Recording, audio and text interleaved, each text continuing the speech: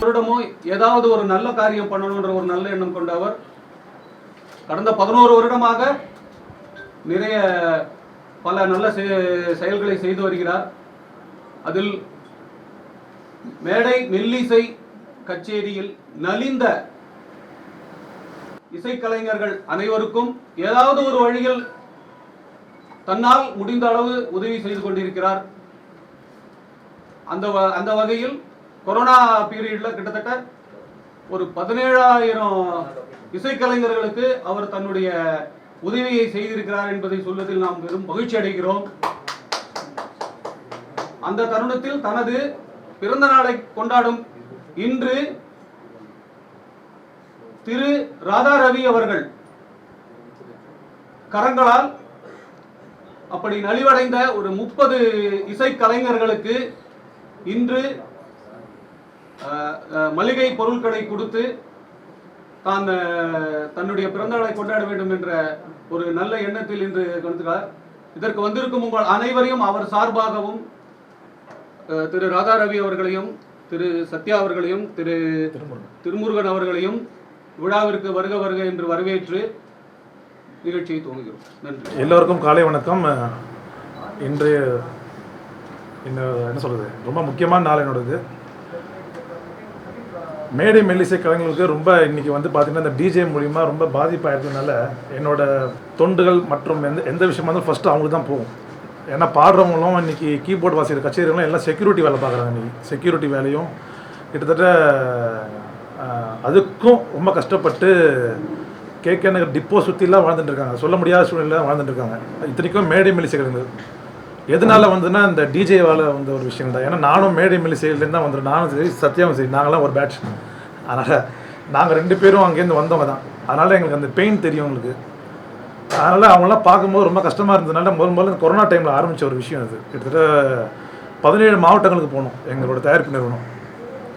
என்னோடய சகோதரியும் மற்றும் என் மனைவியும் தான் அதுக்கு முழு ரெஸ்பான்சிபிலிட்டி. அவங்க ஆரம்பித்தது தான் இருந்தது எல்லாமே. கிட்டத்தட்ட ஒரு 17,000 பேருக்கு நாங்கள் தாண்டியிருப்போம் ஃபண்ட்ஸ். அந்த அளவுக்கு ஆரம்பித்தோம், அப்படியே வந்தது. இன்றைக்கி வந்து என்னோடய பிறந்தநாள் இதுமா கடைசி தோட்டா. ஏன்னா இப்போ அது போயிட்டு இருக்கனால அப்பா வந்து என்ன, நான் அப்பா தான் கூப்பிட்டு பழக்கம். நான் அங்கிளோ இல்லை அண்ணாவோ, நான் சினிமா இண்டஸ்ட்ரி உங்களுக்கு எல்லாருக்கும் தெரியும், அண்ணா தான் கூடுவாங்க. பட் நான் முதல்ல ஒருத்தரை நான் அப்பான்னு கூப்பிட்டது ஃபஸ்ட்டு அப்பா தான். அதனால் சென்டிமெண்ட்டாக இந்த வருடம் வந்து நான் அப்பா கூட டைம் ஸ்பெண்ட் பண்ண ஆசைப்பட்டேன். நான் நேற்றுக்கு அவர்கிட்ட சொன்னேன், அப்பா நீ கண்டிப்பாக வரணும், நீங்கள் இருக்க பிஸி ஷெட்யூலில். பட் ஆனால் நேற்று தான் ஊர்லேருந்து வருது. பட் நாளைக்கு வர வேண்டியது. பட் வந்து இவ்வளோ தூரம் என்னை ப்ளஸ் பண்ணி என்னை ஆசீர்வதிச்சா ரொம்ப நன்றி. ஏன்னா அவர் கையால் இந்த வருஷம் இந்த நல்ல காரியங்களை நான் தொடங்க வைக்கணும்னு ஆசைப்பட்டேன். இன்றைக்கி விஷயங்களில் நான் வருஷம் பண்ணிகிட்ருக்கோம். என்னோட பிறந்தநாள்லேருந்து ஆரம்பித்து ஒரு 3 மாதம் நாங்கள் அந்த தொண்டு விஷயம்லாம் பண்ணிகிட்ருப்போம். கரெக்டாக செப்டம்பர் டு நவம்பர் பார்த்திங்கன்னா அடிக்கடி கிட்டத்தட்ட ஒரு 1000 பேர் நாங்கள் வந்து ஃபுல்லாக கவர் பண்ணுவோம். இதுதான் எங்கள் ஒர்க்கு, எங்களோட ட்ரஸ்ட்டோட கணக்கு. அதான் அதோட ஆரம்பம் வந்து இன்றைக்கி வந்து அப்பா வந்து ஆரம்பிச்சிருக்காரு. என்னோடய குடும்ப நண்பர் திருமுருகன் சார் வந்திருக்காரு. புதுச்சேரி நுகர்வோர் சங்க தலைவர் அவர் எனக்காக காரைக்கால்லேருந்து வந்து அட்வொகேட் வேறு. அதனால் அங்கேருந்து இவ்வளோ தூரம் வந்திருக்காங்க. அதுவும் அப்புறம் சில முக்கியமான பேர் சொல்ல முடியாது, எல்லாம் சில அரசாங்கத்துலேருந்துலாம் வந்திருக்காங்க. அதனால் மீடியாவில் சில விஷயம் சொல்ல முடியாது, ஒன்றா சொல்லிடுறேன். வந்து அவ்வளோ தூரம் வந்திருக்காங்க, அதுக்கே ஒரு மிகப்பெரிய பிளெஸ்ஸிங். அதனால் அவங்க எல்லாரோட ஆசீர்வாதத்திலும், என்னோடய அப்பாவோட ஆசீர்வாதத்திலும், என்னோடய சகோதரியோட ஆசீர்வாதத்திலும், என்னோடய மனைவியோட ஆசீர்வாதத்திலும், என்னோடய தாய் தந்தையோட ஆசீர்வாதத்திலும் இந்த நடத்து விட்ட விஷயத்தில் இன்றைக்கி ஆரம்பிக்கிற விஷயத்தை அப்பா கையில் முதல்ல கொடுக்குறேன். ரொம்ப சந்தோஷமாக இருக்குது. ஏன்னா இன்றைக்கி காலையிலேருந்து பிளெஸ்ஸிங்ஸ் வந்து வந்துக்கிட்டே இருக்குது. பட் எதிர்பார்க்காத சில விஷயங்கள் சினிமா இண்டஸ்ட்ரியிலேருந்து என்னோடய இம்ப்ரூவ்மெண்ட் கிடச்சிருக்குன்றதை இன்றைக்கி சில கால்ஸ் மூலிமா பார்த்தேன். அவர்கிட்ட பேச முடியுமா அப்படின்னு யோசிச்ச காலெலாம் உண்டு தயாரிப்பாளர்கிட்ட. அவரெல்லாம் ஃபோன் பண்ணி விஷ் பண்ணும்போது ஒரு பிளெஸ்ஸிங்ஸாக இருந்தது. அதனால் படிப்படியாக முன்னேறின்னு இருக்கேன். அது வந்து மீடியாவோட ஆதரவும் சரி, மக்களோட ஆதரவு, அது மாதிரி அப்பா மாதிரி ஒரு ஜீனியஸோட பிளெஸ்ஸிங்ஸ் எல்லாம் வந்து சரி.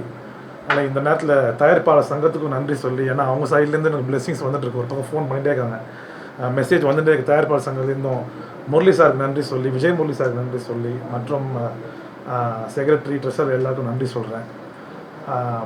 மேலும் நான் வளர்ந்த இடம், நான் ஹாரிஸ் ஜெயராஜ் வித்யாசாகரில் வளர்ந்த இடம் சங்கர் கணேஷ் சாருக்கு. ஏன்னா 99 அவர்கிட்ட தான் நான் முதல்ல அசிஸ்டண்ட்டாக சேர்ந்தேன். அங்கேருந்து வந்த பயணத்தில் எனக்கு வர முடியாத சூழ்நிலை, உடம்பு சரியில்லை இருக்குது. அதனால் வந்து அவரோட ஆசீர்வாதம், குருவோட ஆசீர்வாதம் ரொம்ப முக்கியம். மாதா பிதா குரு தெய்வம் சொல்லுவாங்க. அதனால் அவரோட ஆசீர்வாதம் சொல்லி இன்றைக்கி வந்திருக்காங்க. நல்ல இந்த மேடை கலைஞர் எல்லாமே நீங்கள் இது மூலிமா நீங்கள் நிறைய பேர் சொல்லலாம். ஏன்னா மேடை கச்சேரிலாம் போச்சு இன்றைக்கி, ரொம்ப ஒன்றுமே இல்லை இன்றைக்கி. நாங்கள் அதில் எஸ்கேப் ஆன சில ஆட்கள் நாங்கள் வந்து ரொம்ப வந்ததில் நான் சத்யா சார்லாம் வந்து அவரும் ரொம்ப கஷ்டப்பட்டுலாம் வந்திருக்காரு. அவர் கதை பெருசு. ஆனால் பட் இருந்தாலும் அவரை பார்த்து சில விஷயம் புறாமப்படுவேன். ஏன்னா அரண்மனையெல்லாம் அப்படி பண்ணியிருப்பார் அவர் ஸ்கோர். நான் அவர்கிட்ட ஆல்ரெடி சொல்ல இருக்கோம். அது மாதிரி என்னோடய பாட்டும் கேட்டு ஃபோன் பண்ணி ராஜேஷ் நல்லா பண்ணிக்கிறத நாங்கள் எங்களோட டிஸ்கஷன் ஒரு அன்பு கலந்த என்ன சொல்கிறது நட்புக்கு மீறிய ஒரு விஷயங்கள் இருக்குது. அதனால் இன்றைக்கி வந்த நபர்கள் பார்த்திங்கன்னா அவங்களால செக்யூரிட்டி வேலை, ஹவுஸ் கீப்பிங் வேலை, பாடுறதெல்லாம் விட்டுட்டு இன்னும் அவங்களுக்கு ஆர்டரே வரமாட்டேங்குது. கேட்டால் அந்த மண்டபத்தில் டிஜே கொடுத்துட்டோம் ஆகணும். அதனால கச்சேரிகள் வராதனால இந்த ஆட்களுக்கெல்லாம் வரவே மாட்டேங்குது. முடிஞ்சால் இந்த மீடியா மூலிமா அவங்களுக்கு வாழ்வாதாரத்துக்கு ஏதாவது நீங்கள் கவர்மெண்ட்டுக்கு சொன்னால் ஹெல்ப்பாக இருக்கும், கொஞ்சம் ஹெல்ப்பாக இருக்கணும், குறைஞ்சிருக்கு. ஏன்னா அதுதான் நான் இவ்வளோ தூரம் பேசணும்னு அவசியம் இல்லை. பட் நான் பிறந்தநாள் முன்னிட்டு முடிச்சுட்டு நான் பண்ணேன். பட் நான் பேசும்போது அப்பா வச்சுட்டு பேசும்போது ஸ்ட்ராங்காக இருக்கும்ல. அதனால் வந்து மேடை மெல்லிசை கலைஞர்களுக்கு ஏதாவது, ஏன்னா அவங்களுக்கு யூனியன் இன்னும் ஸ்டெபிலைசராகவே இல்லை அது. பட் அது முடிஞ்சால் அரசாங்கம் வந்து இந்த மாதிரி நலிந்த அவங்களெல்லாம் கூப்பிட்டு இதை பண்ண முடியுமா, இல்லை இதை பார்க்குற அவங்க யூனியன் சார்பாக யாராவது இருந்தாங்கன்னா தயவுசெய்து வந்து அவங்களுக்கு ஏதாவது உதவி பண்ணுங்கள். பார்க்குறதுக்கு எனக்கு ரொம்ப கஷ்டம். ஏன்னா நாங்கள் அங்கேருந்து வந்ததுனால கச்சேரிலேருந்து வந்து வாட்சி தான் நான் சினிமா மியூசிக் ட்ரா பண்ணிட்டு இருக்கேன். அதனால் அதை பார்க்கும்போது ரொம்ப மன வருத்தமாக இருக்குது. அதனால் அவங்களுக்கு ஆதரவாக மீடியா சார்பாக கொஞ்சம் அவங்களை எஸ்டாப்ளிஷ் பண்ணி அரசாங்கத்துக்கு தெரியப்படுத்துகிற மாதிரி அவங்களுக்கு ஏதாவது ஒரு இந்த டிஜே ஒழிக்க கூட வேணாம், ஏதாவது வேறு நல்ல விஷயங்கள் அவங்களுக்கு ஏதாவது பண்ணாங்கன்னா ரொம்ப சந்தோஷமாகன்னு சொல்கிறேன். இன்று என்னுடைய அன்பு சகோதரர் அவர் எப்போவுமே என்னை அப்பா அப்பான்னு கூப்பிடுவார். அந்த வார்த்தையிலே பாதி ஏமாத்திடுறாருன்னு வச்சுங்க. அதனால் அப்பா அப்பான்னு கூப்பிடுவார் உரிமையோட. நேற்று வந்தார். நேற்று வந்து இன்றைக்கி ஃபங்க்ஷனுமாங்க. எனக்கு அவர் 12ஆம் தேதி பிறந்தநாள்னு தெரியும். அதுக்கு ஒரு வாழ்த்து சொல்லிடலாம். நான் நாளைக்கு தான் ஊர்லேருந்து வர்றதா இருந்தேன். அங்கேருந்து வாழ்த்து சொல்லிடலான்னு நினச்சிக்கிட்டு இருந்தேன். பட் இருந்தாலும் என்னுடைய லக்குன்னு சொல்லணும் நான் வந்தது. ஏன் சொல்கிறேன்னா, இந்த இடத்துல இப்படி ஒரு ஃபங்க்ஷன் பண்ணுவார்ன்றது எதிர்பார்க்கல. It is a small gathering. இந்த கேதரிங் பண்ணுவார் நான் எதிர்பார்க்கல. அண்டு இப்போ கூட அண்ணன் சகோதரர் சொல்லும்போது சொல்லிட்டு இருந்தார், இப்படி ப்ரோக்ராம்ஸ்லாம் குறைஞ்சி போச்சு டிஜேன்னு இவர் சொன்னார். எல்லாத்துலேயுமே எல்லாமே குறைஞ்சி தான் போச்சு. நீங்கள் வந்து இவங்க நல்லா இருக்காங்க அவங்க நல்லா இருக்காங்கலாம் நினைக்கக்கூடாது. இப்போல்லாம் நிறைய டெக்னிக்கல் வைஸ் ரொம்ப அட்வான்ஸ் ஆகிட்டாங்க. அதனால தான் யாராவது எப்போயாவது உட்காந்து பேசிக்கிட்டு இருக்கும்போது, முந்தியெல்லாம் நம்ம வீட்டில் சாப்பிடும் போதோ இல்லைன்னா எப்போயோ ஈவினிங் மேலே இருக்கும் போதோ ஃபேமிலியோடு ஆடுவோம், ஏதோ ஒன்று செய்வோம் விளையாட்டாக. இப்போ அதெல்லாம் செய்யறதுக்கு பயமாக இருக்குது. ஏன்னா அதெல்லாம் ரெக்கார்ட் பண்ணிட்டாங்கன்னா அது ஒரு ப்ரோக்ராம் ஆகிடுது அவங்களுக்கு, நிறைய ப்ரோக்ராம்ஸ். அதனால் நம்ம தான் கேர்ஃபுல்லாக இருக்கணும். அண்ட் இவருடைய பிறந்தநாளை வந்து இப்போ இந்த மாதிரி செய்கிறாருன்றது உண்மையிலே பாராட்டுக்குரிய விஷயம். பெரிய பெரிய ஆட்கள்லாம் யோசிக்கிறாங்க செய்கிறதுக்கு. ஒருவேளை பிறந்த நாள் கொண்டாடுவதற்கு யோசிப்பாங்க, அதை ஒத்துக்கிறேன். பட்டு மேடை கலைஞர்களுக்கு ஒரு உதவி பண்ணுறாருன்னா அது ஒரு நல்ல விஷயம். இப்போ நான்லாம் வந்து கலந்துக்கிட்டது எனக்கு வந்து எனக்கு ஒரு நாலேஜ் ஆச்சு. மேடையில் பாடுறவங்களுக்கு இப்படி பண்ணுறாங்க, கஷ்டப்படுறாங்களேன்றதுக்கு நம்ம நான் இப்போ இவர்கிட்ட கூட கேட்டேன். முந்தி மாதிரி மேடை கலைஞர்களை எல்லா ப்ரோக்ராமும் கூப்பிடுவாங்க, இப்போ வந்து கூப்பிட்றது இல்லைன்ற மாதிரி சொன்னார். பட் அது ஆஃப்கோர்ஸ் விஞ்ஞான வளர்ச்சியை நம்ம ஒத்துட்டு தரோம். இதைத்தான் சகோதரர் கமலஹாசன் முதல்ல சொன்னார். அப்போ வந்து ப்ரொடியூசர் இது சேம்பர். அப்போ சேம்பரில் வந்து நான்லாம் நடிகர் சங்க தலைவராக இருக்கேன். சேம்பரில் வந்து எங்களுக்கு ஒரு ரூல் போட்டாங்க, எல்லோரும் சேம்பருக்கு வந்துடணும், சேம்பர்லேருந்து நடந்து போகிறோம் அப்படின்னு சொல்லியிருந்தாங்க. நான் அதனால் சேம்பரில் ஆளுங்களை கூப்பிட்றதுக்கு, ஏன்னா ரஜினி சார் கமலஹாசன் இவங்களெல்லாம் கூப்பிட்றதுக்காக இருந்தோம். அப்போ கமலஹாசனை பற்றி ப்ரொடியூசர்ஸ் திட்டிகிட்டு இருந்தாங்க. என்னன்னு கேட்டால், அவர் பாட்டுக்கு பேட்டி கொடுத்துருக்காரு, விஞ்ஞான வளர்ச்சியை யாரும் தடுக்க முடியாது, ஆனால் அது வளராமல் பார்த்துக்கொள்ள வேண்டும் சொல்கிறீங்க, இருந்தாலும் அது தவறு இப்படின்னு என்னமோ ஒரு இது அவருடைய போக்கில் சொல்லிட்டு போயிட்டார். ஆனால் அவர் வந்தார் மீட்டிங்க்கு, நாங்கள் போகிற ஊர்வலத்துக்கு வந்தார். எல்லாம் ப்ரொடியூசர்ஸ் கற்றுக்கிட்டு இருந்தாங்க அவர். பட் அது வந்து பிற்காலத்தில் அது வந்து நியாயமாக போயிடுச்சு. கமலஹாசன் இப்போ சொல்லும் போது தப்பாக தெரிஞ்சுது.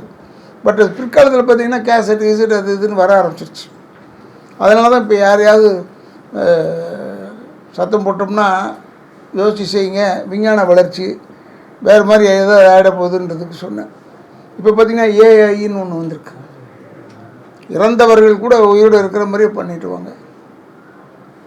அதுக்காக தான் நான் கூட சொன்னேன், ஒரே ஒரு 2-3 எஃபெக்ட் கொடுத்துட்றேன், ஆக்ட் பண்ணி அதில் போட்டு என்னை யூஸ் பண்ணிக்கோங்க. ஏன்னா எனக்கு இது வந்து ஷூட்டிங் வந்து நடித்து போகிறது வேலையே இல்லையா.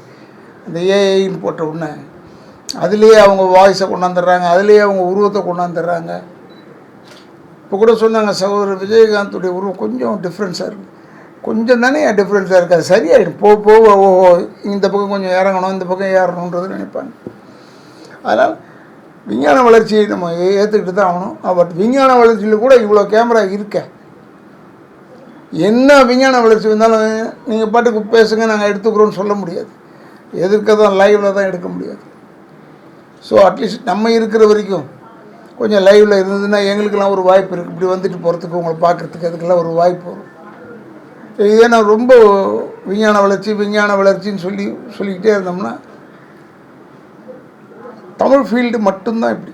நீங்கள் வேணால் ஹெட்லைன்ஸாக கூட போட்டுக்குங்க, தமிழ் ஃபீல்டுக்கு மட்டும்தான் பேய் கதை பிசாசு கதையாக எடுத்துக்கிட்டு இருக்காங்க.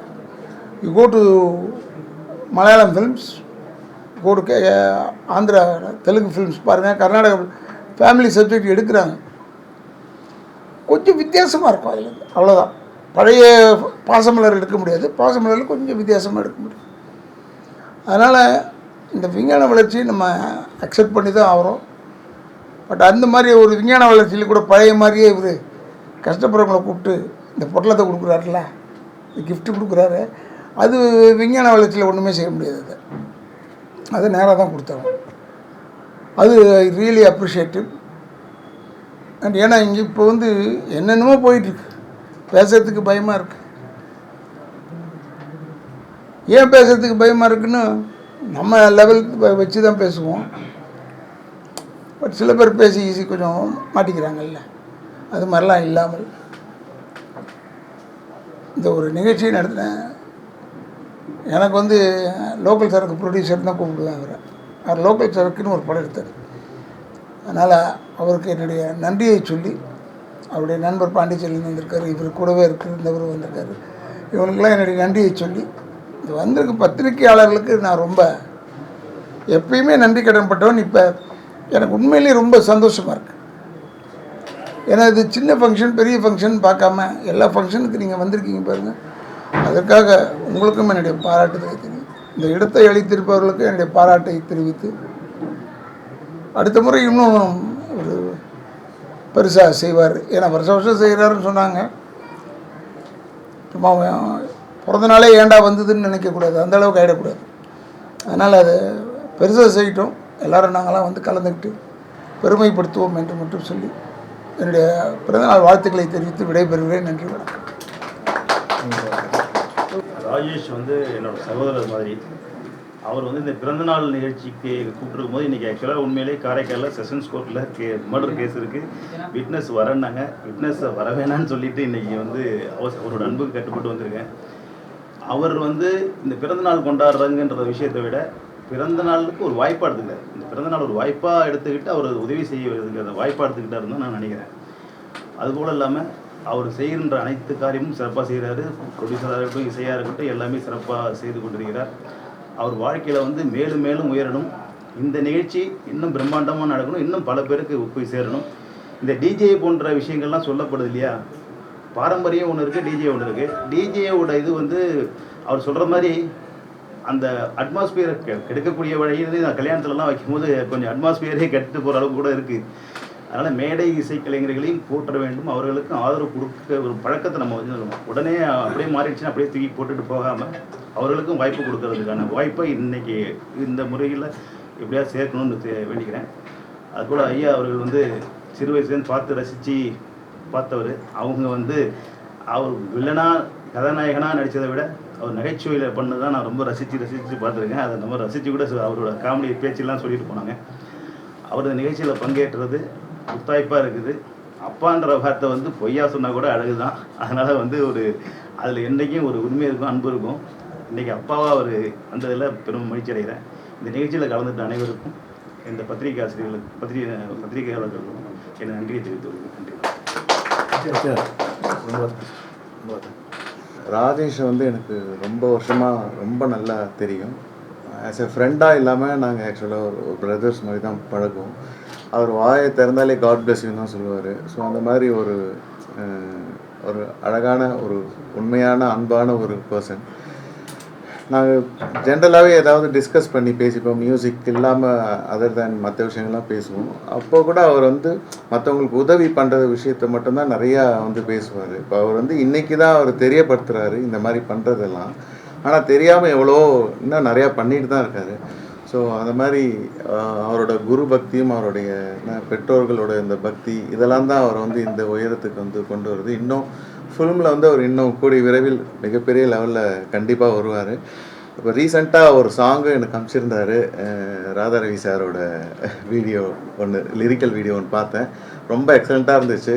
கண்டிப்பாக அந்த சாங் வந்து வைரல் ஆகணும். ரொம்ப நல்ல பாட்டு. எல்லோரும் கண்டிப்பாக அந்த பாட்டை கேளுங்க. என்னுடைய மனமார்ந்த வாழ்த்துக்கள் ராஜேஷ் சார். நன்றி. இல்லை இன்னைக்கு வந்து இங்கே வந்திருக்கிறவங்க 30 பேர் இருக்காங்க. நம்ம ஆஃபீஸில் இன்னொரு 50 பேர். எப்போதுமே வந்து மேடை சேர்க்கிறவங்களுக்கு நம்மளால் முடிஞ்ச உதவி பண்ணிட்டு தான் இருக்கோம். கொரோனா காலகட்டத்துலேருந்து ஆரம்பத்தில் பண்ணிட்டு தான் இருக்கோம். இன்றைக்கி பிறந்தநாள் விதமாக அகைன் திருப்பி ஸ்டார்ட் பண்ணிருக்கோம். ஒரு 1 இயராக நம்ம கொஞ்சம் ஸ்டாப் பண்ணியிருந்தோம். பட் நான் ஒரு 2-3 மாதமாக ஒரு அனுபவத்தை பார்த்தேன். அது ரொம்ப கஷ்டமாக இருந்தது. பேர் சொல்ல முடியாது அவங்கள, ஏன்னா சிறந்த பாடகர்கள் அவங்களாம். ஒரு நல்ல டிஎம்எஸ் வாய்ஸ்லாம் பாடுறவர். அவரை வந்து நான் ஒரு செக்யூரிட்டி ஜாபில் பார்க்கும்போது ரொம்ப கஷ்டமாக இருந்தது. ஏன்னா அவர் பாடும்போது நாங்கள் கீபோர்ட் பிளேயராக இருந்திருக்கோம். பட் இன்னொருத்தரை வந்து கேட்க பஸ் ஸ்டாண்ட் சுற்றியே ரோமிங்லேயே இருந்தார். அவர் பார்க்கும்போது ரொம்ப கஷ்டமாக இருந்தார். அவர் நல்ல ஒரு எஸ்பிபி வாய்ஸில் பாடக்கூடியவர். என்ன பண்ணுறீங்கன்னா என்ன மாதிரி குழப்பே இல்லை, ரொம்ப கஷ்டமாக இருக்குது அப்படின்னு சொல்லி ரொம்ப வருத்தப்பட்டிருந்தார். இப்போ நம்ம அசிஸ்டண்ட் ஒரு பையன் இருந்தாப்புல, நம்ம இருக்கார், இப்போ கூட இருக்கார், சரவணன் சொல்லிட்டு ட்ரம்மரு. அவர்கிட்ட சொன்னேன், முதல்ல இந்த மாதிரி பர்சன்ஸ்லாம் முதல்ல எடுத்துகிட்டு இனிமேல் மாதம் கொடுத்துருவோம். நம்மளால் முடிஞ்சு இப்போ இந்த மாதம் ஒரு 100 பேர்னா அடுத்த மாதம் ஒரு 100 பேர் அப்படின்னு சொல்லிட்டு ஒரு நம்ம கொண்டு போவோம். பட் உண்மையாகவே நலிந்தவர்கள் தான் அது. ஏன்னா அவங்க தரப்பில் யூனியன் இருந்துச்சுன்னா கொஞ்சம் இதை ஃபார்வர்ட் பண்ணி கொஞ்சம் சீக்கிரமாக ஸ்டெப் எடுங்க. அது ஏன்னா நம்ம யூனியனை தப்பு சொல்ல முடியாது. ஏன்னா யூனியன் இருந்துச்சுன்னா சந்தோஷம்தான். அது கொஞ்சம் ஏன்னா இது வந்து மேடை மெல்லி இசைக்கலைஞர்கள்னு சொல்லிட்டு தனி யூனியனே இருக்குது. திரைப்பட இசைக்கலைஞர்கள் சங்கம் வேறு, மேடை மெல்லி இசைக்கலைஞர்கள் சங்கம் வேறு. அதனால் இந்த வீடியோ மூலிமா அவங்களுக்கு என்ன சொல்கிறேன்னா, தயவுசெய்து பிக் பண்ணுங்கள்.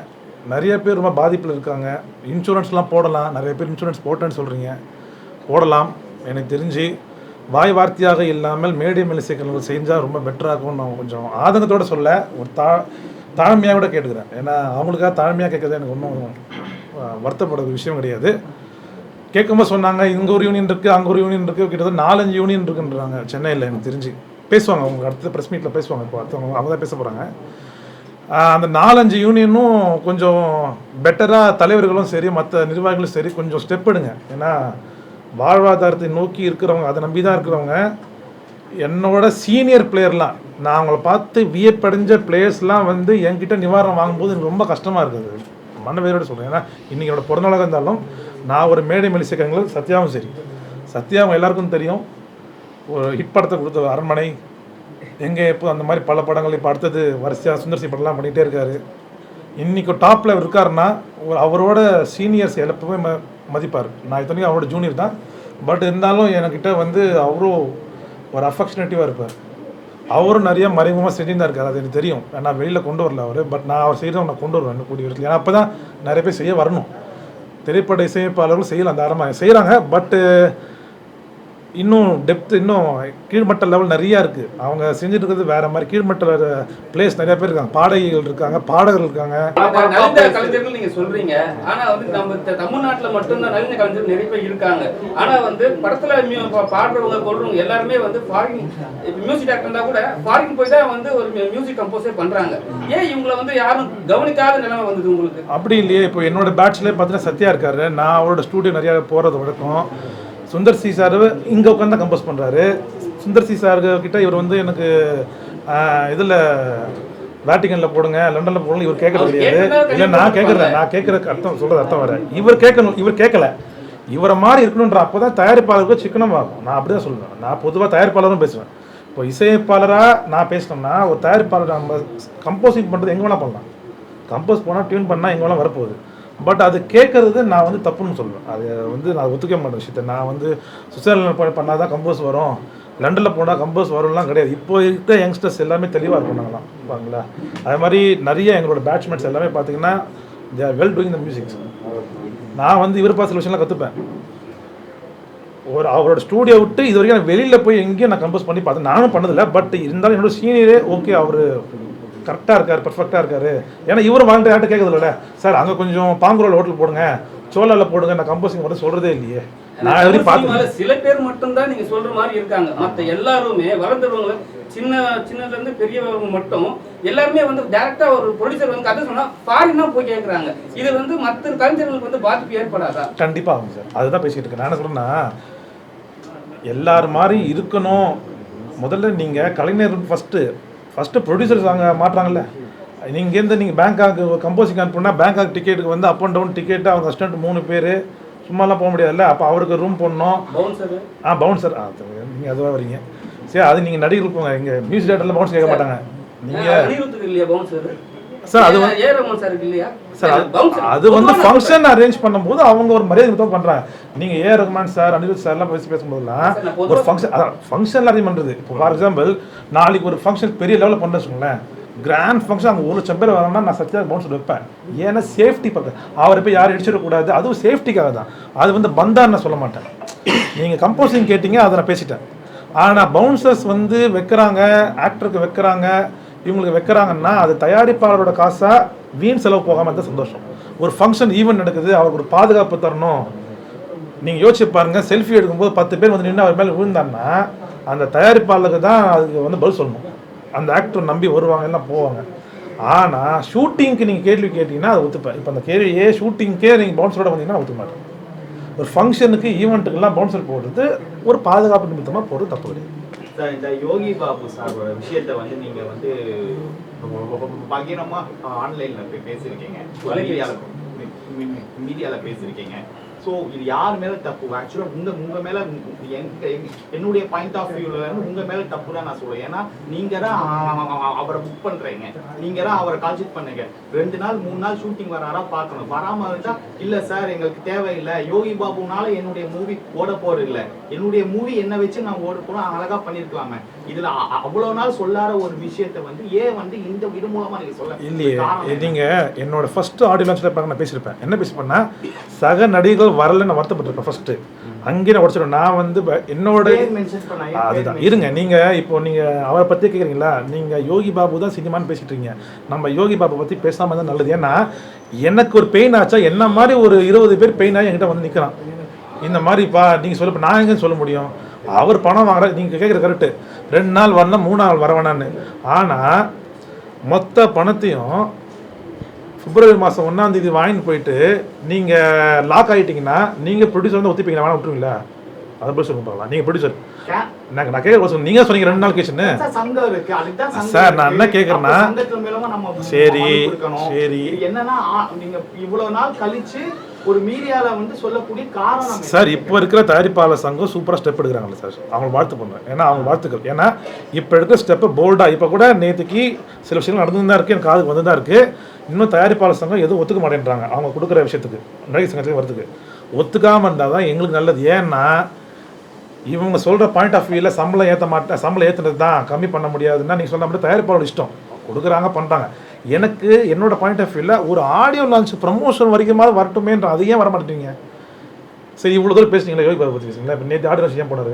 அதான் சார் நம்ம கேட்குறோம். இப்போ என்னன்னா அவர் வந்து தெரிஞ்ச ஆளுங்க மட்டும் போறாருன்றீங்களா நீங்கள்? இருக்கலாம். அது கூட ஒரு என்ன பொறுத்த வரைக்கும் விஜய் சேதுபதி சார் வந்து நேற்று ஒரு வார்த்தை பேசியிருப்பாரு. சரி பண்ணி கிளம்புப்பான்னு கூட அந்த வீடியோ பார்த்தேன். அவர் வந்து பிஸி இருப்பாங்க. ஒரு படம் நடிக்க வந்தால் ஷூட்டிங் நாளைக்கு கூட போய்க்கலாம், ஒன்றும் தப்பு கிடையாது. பணம் கை நீட்டி வாங்கியிருக்கோம். இன்றைக்கி ஆடியோ லான்ச் வரைக்கும் இருந்துட்டு போகணுன்னு தான் தயாரிப்பாளர் சங்கத்தில் இருக்கிற அத்தனை தயாரிப்பாளர் சார்பாக நான் கேட்குறேன். என்ன கேட்குறேன்னா, பணம் வாங்குறீங்கள, அது ஏன் ஆடியோ லான்ச் வருதா? நான் இன்றைக்கே ஊர் கிளம்பணும், நான் இன்றைக்கே ஜப்பான் கிளம்புறேன், இன்றைக்கே கிளம்புறேன், ஏன் ஒத்துக்கிறீங்கன்னு கேட்குறேன். ஆடியோ லான்ச் வந்தால் ப்ராமிஸ் வேர்டு பண்ணி முடிச்சுட்டு போங்க. இப்போ என்னன்னா நான் என்ன கேட்குறேன்னா, தயாரிப்பாளர் சங்க தலைவருக்கு நான் ஒரு சின்ன ஒரு வேண்டுகோள் வைக்கிறேன். என்னன்னா ஆடியோ லான்ச் வரைக்கும் ஒரு அமௌண்ட்டை ஹோல்ட் பண்ணுங்கன்ற, ஒரு 5% டப்பிங் முடிச்சுட்டு வேணாங்க. ஆடியோ லான்ச்சுக்கு அவங்கள நம்பி நாங்கள் படம் எடுக்கிறோம், அவங்களே வரமாட்டேன்ட்டாங்கன்னா நாங்கள் எந்த நம்பிக்கையில் போகிறது? இப்போ நீங்கள் சொல்கிறீங்களே யோகி பாபு வச்சு தான் நீங்கள் படம் பண்ணி, இல்லைங்க, நடித்தவங்க வந்தாங்கன்னா ஒரு ஆடியன்ஸுக்கு ஒரு ப்ரொமோஷன் தான். இப்போ நீங்கள் கேட்குற கேள்விட்டு எனக்கு லோக்கல் சருக்கு அவர் வரவேலுங்க, எனக்கு படம் விற்று போச்சு, நான் படம் ரிலீஸ் பண்ணிட்டேன் போயிடுச்சுங்களா, யோகி பாபு வரவேலுங்க. நான் கேட்குற கேள்வி வேறு. 100 ரூபா பொருள் எனக்கு 50 ரூபாய்க்கு போச்சு. ஒருவேளை எனக்கு எல்லா ஆக்டரும் வந்து தினேஷ் மாஸ்டர் எனக்கு வரல, சரியா, ஒரு இதான் வந்திருப்பாரு, அதுவும் ஒரு இதில் பாதி தான் வந்திருப்பாரு, ஓகேங்களா. அவரும் எந்த மற்ற 7 லான்ச் பண்ணிருப்பேன், அத்தனை மீடியா நம்மளுக்கும் தெரியும், 7 லான்ச் பண்ணிருப்பேன், எத்தனை தடவை எல்லாம் வந்திருப்பாங்க. நான் 4 படம் ரிலீஸ் பண்ணுறேன், பிஃபோர் 1 வீக் பிஃபோர் முன்னாடி வரைக்கும் நான் கொடுக்குற ப்ரமோஷனுக்கு எந்த நடிகரும் வரல. அப்போது ஒரு ஆடியன்ஸ் படம் பார்க்குறவங்களுக்கு என்ன தோணும் நீங்கள் சொல்லுங்கள்? ஓ ஏதோ பிரச்சனை அந்த படம் அப்படி தான் நினைப்பாங்க. அவங்க ஆனால் இங்கே ஒன்றும் கிடையாது, அவங்க வரல, அவ்வளோ எங்களுக்கு ஒன்றும் பிரச்சனை கிடையாது. நான் படம் கொடுத்து ரிலீஸ் பண்ணால் போயாச்சு. தயாரிப்பாளர் சங்கம் இப்போ எடுத்த முடிவை இப்போ இருக்கிற சங்கம் எஸ்டாப்ளிஷ்மெண்ட் பக்காவாக பண்ணுறாங்க. முரளி சார்கிட்ட நான் இன்னொன்று ஒரு பிரதர் சொல்கிறேன், நீங்கள் தயவு செய்து வந்து இன்னும் ஸ்ட்ரிக்டாக இருந்தால் பெட்டர்னு. ஏன்னா நிறைய நடிகர்கள்ட்ட நாங்கள் கேட்குற கேள்வி என்னன்னா, ஏன் ப்ரமோஷன் வர மாட்டேங்குன்னு நாங்கள் கேட்குறோன்னு. அவங்க சொல்கிற பதில் என்னன்னா, கடைசி நேரத்தில் நாங்கள் வந்து ஷூட்டிங்லாம் டேட்லாம் கொடுத்துட்டு இருப்போம், அவங்க வந்து மற்ற இடத்துக்குலாம் பெங்களூரு இந்த இடத்துல வந்து ஷூட்டிங் செலக்ட் பண்ணிருப்பாங்க, அங்கே வந்து அவ்வளோ பணம் கொடுத்து எல்லா ஷூட்டிங் எங்களுக்காக ஷூட் பண்ணுவாங்க. அந்த நேரத்தில் இவங்க திடீர்னு வந்து இவங்க ஃபோன் பண்ணி நீங்கள் நாங்கள் ஈவெண்ட் வச்சிருக்கோம் வர முடியுமா அப்படின்னு கேட்கும்போது நாங்கள் எங்களால் எப்படி வர முடியும்னு சொல்லிட்டு அவங்களோட பதில் ஒரு ரீசனான பதில் தானே. கரெக்டா. இப்போது அண்ணன் பிரஸ்ல இருக்கீங்க, எங்களோட பிஆர் சத்யானா இருக்காரு. நான் ஒரு ஈவெண்ட் நடத்தணும்னா எங்கள் பிஆருக்கு குறைஞ்சது 30 நாள் முன்னாடி நான் டேட் ஃபிக்ஸ் பண்ணணும். ஆமாவா இல்லைங்களா சொல்லுங்களேன், மீடியா நம்மளுக்கு தெரியும். இல்லைன்னா 20 நாள் வச்சுப்போம், இல்லை ஒரு 15 நாள் வச்சுப்போம். அந்த 15 நாளைக்கு முன்னாடி எல்லா ஆர்டிஸ்ட்கிட்ட எல்லா தயாரிப்பாலும் கேட்பாங்க, நாளைக்கு யார் வைக்க போகிற நீங்கள் பேசிட்டு, ஓகேங்களா. ஒரு 15 நாளைக்கு முன்னாடி கேட்க தான் போகிறாங்க. 15 நாள் நாங்கள் பாருங்கள் 7 நாளும் 7 தடவையும் கேட்டேன். அதுவும் 3 மாதம் நான் வந்து லான்ச் வச்சேன், 3 மாதம் ஸ்பிட் பண்ணி வச்சேன். அந்த அத்தனை ஸ்பிட்டுக்கும் அவர் வரல. அப்போ நீங்கள் பதில் சொல்லுங்கள் பார்க்கல. இப்போ நான் உடனே வச்சேன், ஒவ்வொரு லான்ச்சுக்கும் ஒவ்வொரு மாதம் கேப் இருக்கும். நான் இத்தனைக்கும் வாலண்டியராக இதில் வந்து பாதிக்கப்பட்டது மன உடச்சல் காரணம் என்னன்னா என் மனைவியும் அக்காவும் தான். நான் கூட அதில் வெளில வந்துட்டேன். ஏன்னா அவர்கிட்ட நான் பாதி ஷூட்டிங்லேருந்து நான் பிரேக்கப் ஆகிட்டேன், பேசுறதில்ல பேசல பிரேக்கப் ஆகிட்டேன். ஏன்னா மன வருத்தங்கள் வேண்டாம்னு சொல்லிட்டு என்னோட மனைவியும் என்னோட சகோதரியும் பேச வச்சாங்க. நான் என்ன ஏறனா இவ்வளோ தூரம் பேசுகிறீங்கல்ல, கேட்குறீங்கல்ல, பிளானிங் இல்லாமல் எந்த ஆடியோ வச்சும் பண்ண மாட்டாங்க பிரதர். இப்போ நீங்கள் சொன்னீங்களே உங்களுக்கு 2 நாள் முன்னாடி சொல்லியிருப்பாங்க, இன்னைக்கு நைட்டு சொல்லி காலைல வாங்கன்னு எந்த மீடியாவுக்கு யாரும் வராங்களா? கிடையவே கிடையாது பிரதர். அதனால இதை நான் ஏற்ற முடியாது, சிரிப்பாங்க யாராவது பார்த்தா. அதெல்லாம் அதான் நான் என்ன சொல்றேன், ஃபைட் பண்ணலாமே, ஏன் வந்து இவ்வளவு நாள் பொட்டி வச்சுட்டு ஒரு பிளாஸ்ட் ஆகும் போது வந்து நீங்க சார் நான் அவரை பத்தி அவரை பத்தி நான் பேசுறேன் சார். என்னோட பர்த்டே என்னன்னா நான் யோகி பாபு சார் பத்தி இல்ல நான் வருத்தம் கிடையாது. நீங்க யோகி பாபு சார் பத்தியே பேசி டிஆர்பி ட்ரை பண்ணீங்க, பட் எனக்கு வரல.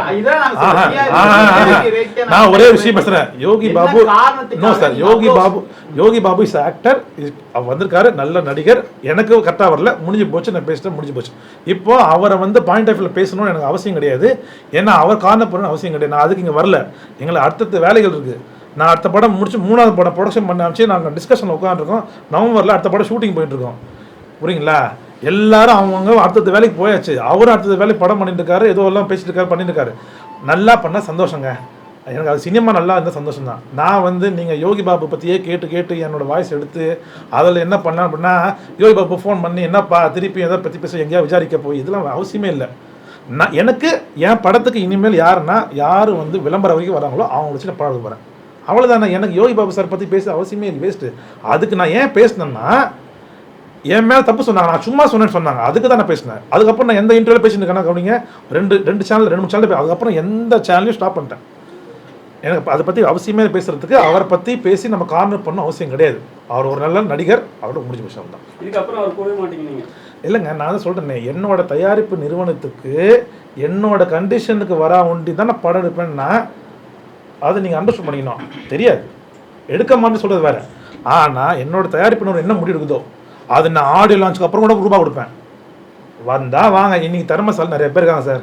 நீங்கள் நடிகர் சங்கத்தில் ஒருத்தர் சொல்கிறார், பேர் நடிகர் பேசுகிறேன், ஏன்னா என் பர்த்டேவாக பேச முடியல, 2 கோடிக்குள்ளே படம் எடுங்க, படம் வெளில வராதிங்கன்றாரு. 1 கோடிக்குள்ள படம்னா படத்துக்கு வராங்க. இன்னைக்கு சின்ன சின்ன படம்லாம் ஹிட்டு சார். அதுக்குள்ள நான் வர முடியல. நாங்கள் படம் எடுக்கிறோம், நாங்கள் ஜெயிக்கிறோம், போகிறோம் அவ்வளோதான். எங்களுக்கு யாரும் அட்வைஸ் பண்ண தேவையில்லை எந்த ரூபாய்க்கு படம் பண்ணணும்னு. ஏன்னா பெரிய அமௌண்ட் செலவு பண்ணால் பெரிய நடிகர் உள்ள வருவாங்க, சின்ன அமௌண்ட் செலவு பண்ணால் சின்ன நடிகர் கூட போகிறோன்னு அவங்களுக்கு ஒரு பயம்.